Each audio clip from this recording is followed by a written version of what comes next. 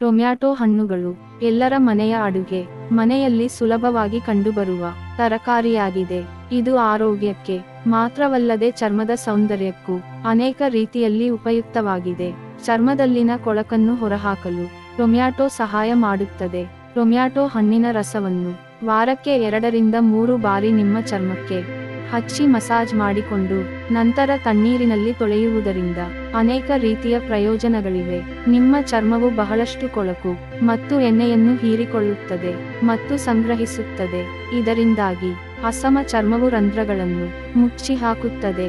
ಆದ್ದರಿಂದ ನಿಮ್ಮ ಚರ್ಮವನ್ನು ಎಕ್ಸ್ಫೋಲಿಯೇಟ್ ಮಾಡುವುದು ಅತ್ಯಗತ್ಯ. ಟೊಮ್ಯಾಟೊ ಹಣ್ಣುಗಳು ಕಿಣ್ವಗಳಿಂದ ತುಂಬಿರುತ್ತದೆ. ಅದು ನಿಮ್ಮ ಚರ್ಮವನ್ನು ನಿಧಾನವಾಗಿ ಎಕ್ಸ್ಫೋಲಿಯೇಟ್ ಮಾಡುತ್ತದೆ ಮತ್ತು ಎಲ್ಲಾ ಸತ್ತ ಚರ್ಮದ ಕೋಶಗಳನ್ನು ತೆಗೆದುಹಾಕುತ್ತದೆ. ತಾಜಾ ಟೊಮ್ಯಾಟೊ ತಿರುಳನ್ನು ನೇರವಾಗಿ ನಿಮ್ಮ ಮುಖಕ್ಕೆ ಹಚ್ಚಿಕೊಳ್ಳಿ.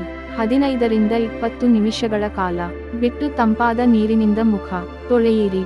ತ್ವಚೆಯ ಪೋಷಣೆಗಾಗಿ ಅಲೋವೆರಾ ಜೆಲ್ ಅನ್ನು ಟೊಮ್ಯಾಟೊ ರಸದೊಂದಿಗೆ ಮಿಶ್ರಣ ಮಾಡಿ ಚರ್ಮಕ್ಕೆ ಹಚ್ಚಿಕೊಳ್ಳಿ.